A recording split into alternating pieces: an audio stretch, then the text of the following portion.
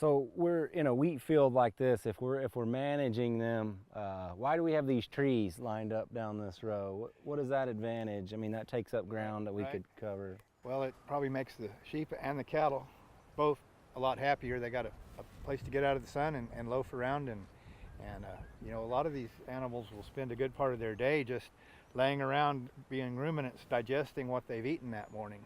You know, they spend a good part of the middle of the day just resting and digesting what they've eaten. That's the way their digestive system works. So, well, these larger mesquites here have been left and cultivated to provide shade for both the sheep and the cattle.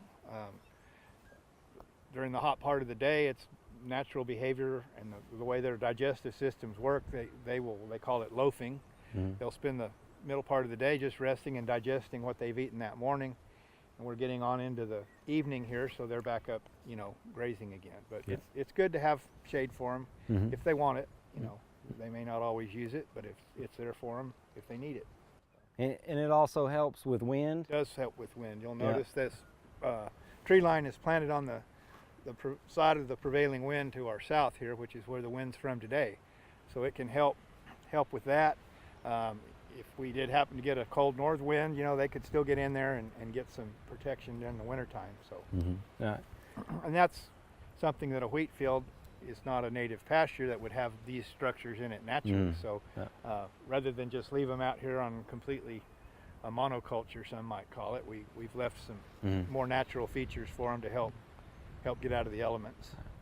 So what are the three dangers in the winter with harsh weather, and new lambs? Well, it's the three. It's a cold and wind and then wet. You know, if you had a cold, dry snow even, it wouldn't be near as hard on them as a cold rain or a wet snow or something like that, particularly with that wind.